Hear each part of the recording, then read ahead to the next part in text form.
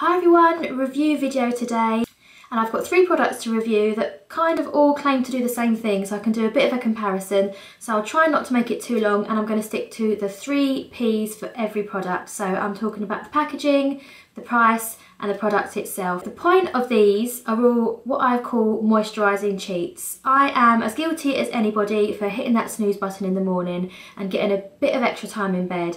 And if I do that, if there's one step in my sort of beauty and makeup routine that I miss out, it is usually putting some body butter or body moisturiser on after my shower. So all these products are designed to help with that and either speed up the process or enable you to moisturise your skin without taking too much time.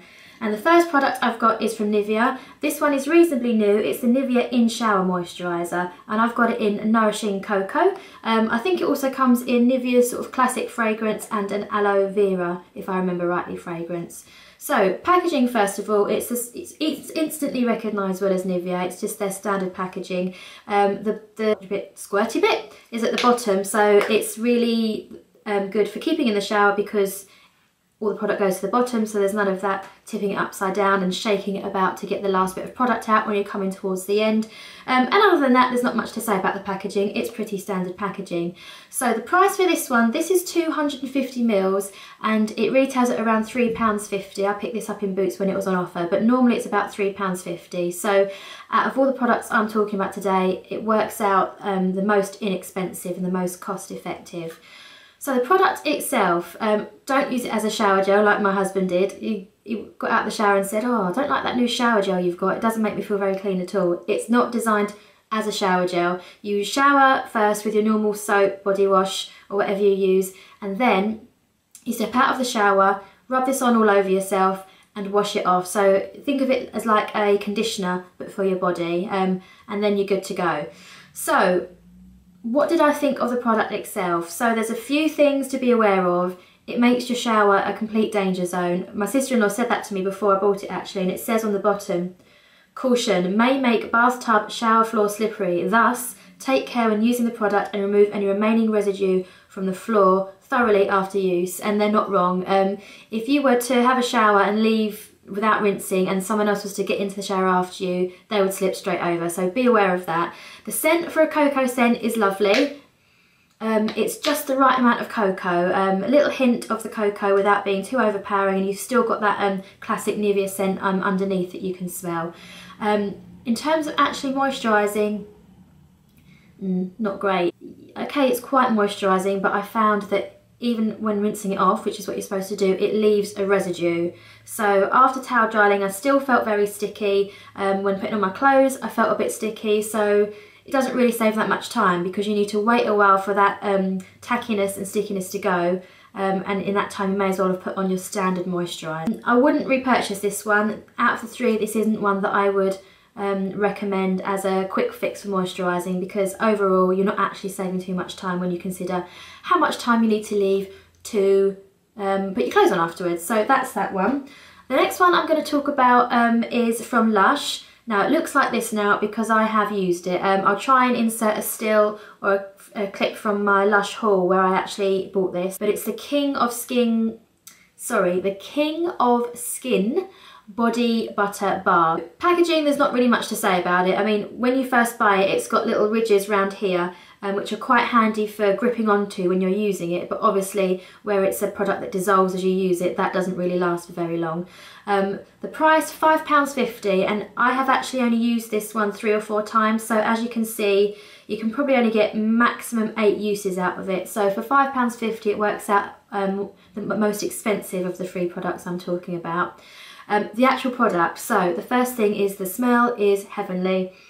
If you're a chocoholic, if you don't like chocolate or you don't like the smell of chocolate, then you won't like this. But for a chocoholic like me, this makes the shower experience just heavenly, as I said, because it smells of white chocolate. You can either rub it on your skin under the shower, or you can step out of the shower and rub it on the skin before you're dry without rinsing it. But I found that the best way to use it was with rinsing, otherwise you do get a really nasty residue. You rub it all over your skin in the shower, the whole bathroom just starts to smell of chocolate, and it's really, really luxurious. However, that meant that I spent more time in the shower than normal because it smelled too good. So, but that's that's user error, I suppose you could say. In terms of how moisturising it is, it's probably the most moisturising of the 3 products, so it gets lots of plus points for the moisture. However, even with rinsing it off, again, just like with the Nivea one, I found it did leave a bit of a residue on my skin. And also, I do get the kind of clogged pore feeling on it because it's very rich. So I don't know if with continued use it might start to affect my skin in terms of the sensitivity. But better than the Nivea one as a product, but for the price it works out quite expensive, as you can see. So neither of those 2 would I probably repurchase. I might buy this one to use as more of occasional luxury rather than a quick fix for moisturising. But the best one of the 3 that I tried out was the Vaseline Spray and Go. Now this has been out for a while, lots of people have been talking about it, and of the 3 this is definitely my top pick. So the packaging, I like the aerosol. This, you click it around and you spray it, but it's got that continuous spray, so you don't have to keep pumping and pumping. You can literally stick your finger on it, spray it all over your body with no problems, and even if you tip it upside down, it still sprays. There you go. So it sprays all the way around, so packaging I like. It comes in the cocoa, which I've got here. It comes in an aloe vera one as well, and it comes in one in a yellow packaging. I'm not quite sure what the scent is on that.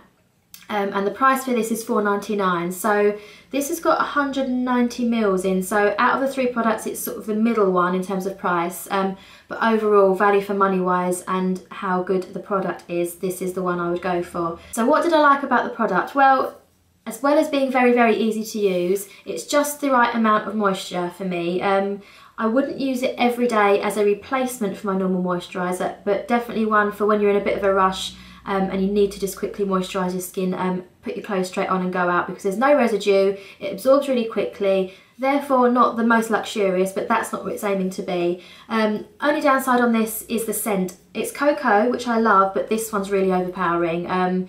It's just too much for me, and the scent lingers, and therefore if you don't like the scent in the first place, that's a bit of a downside. So if I was going to buy this again, I'd get it in one of the other scents. So, yeah, I know this has been quite raved about overall, and now I can see why, especially comparing it to the 2 other ones that I have reviewed. So top pick out of the 3, definitely Vaseline. None of them I think are complete replacements for your normal body butter and moisturiser, especially if you've got dry skin. But the Vaseline one in particular is great for those days that you do want to click the snooze button 1 or 2 times, or if for some reason you're running late and you're in a rush.